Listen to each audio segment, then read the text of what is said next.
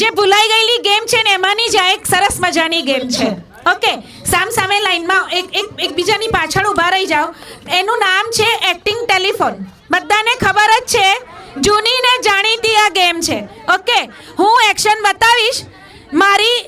મારી સામે જે ઊભા છે તે મારા તરફ ફેસ રાખશે, બાકી બધા ઉલટા. બધા ફટાફટ.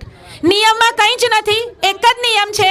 અહીંયાથી જે હું એક્શન કરું એ એક્શન મારી સામે ઊભેલા બેન જુએ અને એની પાછળવાળા બેનને સામેના બાજુ ફેરવીને પોતે એક્શન બતાવે. તમારે તમારા વાળાને કહેવાની. આ જોવાનું એટલું જ છે કે કમ્યુનિકેશન સ્કિલ તમારી કેવી છે.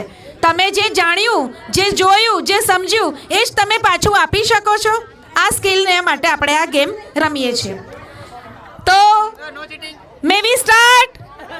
5 4 3 2 1.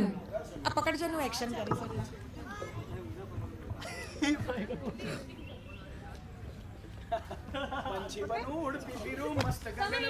Thank you. વાહ વાહ, મસ્ત ગીત.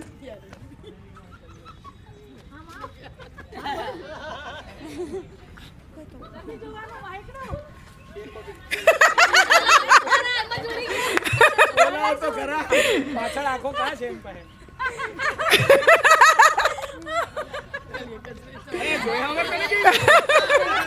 પાછળ ધ્યાન રાખજો. ચાલો આને આમનો ફેરવવાનો. આમનો ફેરવ તો ખરો ભઈલા. હા, હવે કર. હા, છોટી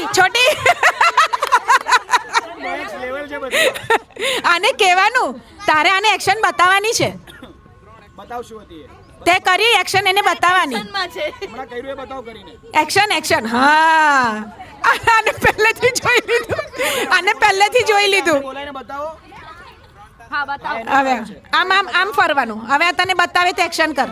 બતાવ એક્શન. ઉડીને બતાવો. હવે તું આ દીદીને બતાવ. અમને બતાવો.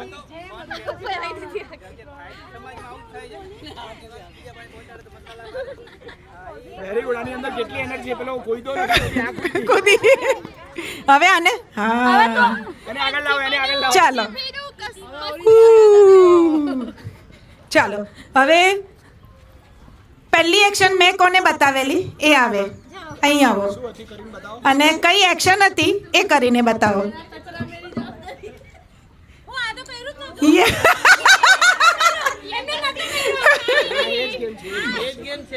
આજ બતાવેલા 3 સ્ટેપ મેં અને એ બેને બરાબર બતાવ્યા. પણ પછી આગળ જતા તમે તમારી મહેનત પ્રમાણે, તમારી સમજણ પ્રમાણે પાસ ઓન તો કર્યો જ મેસેજ.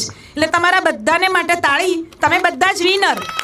પણ આનાથી જીવનનો એક મેસેજ એ મળે છે કે તમે જે જાણો છો એમાંથી તમારા બ્રેનમાં બહુ ઓછું જતું હોય છે. ઓકે, અને આપણે બીજાને કહીએ છીએ તો એ ઓરિજિનલ વાતનો તથ્ય ને મર્મ ઘણું બધું બદલાઈ જતું હોય છે.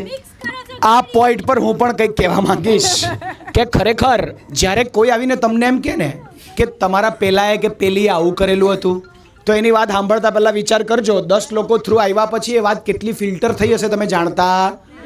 કદાચ એ વાત આખી જ બદલાઈ ગઈ હશે. એટલે દુનિયા પાસે નહીં સાંભળવાનું. તમને કોઈ વ્યક્તિ એમ કહે ને કે આ માણસ આવો છે, એ માણસને જઈને જ પૂછી લો તું આવો છે. એ જે હશે તે કહેશે જ, અને કહેશે તો એની આંખોમાં દેખાશે તમને કે સાચું કોણ બોલી રહ્યું છે. તો દુનિયાનું સાંભળીને જીવવાનું. આંખે દેખ્યો અહેવાલ પણ ખોટો હોઈ શકે છે. Thank you.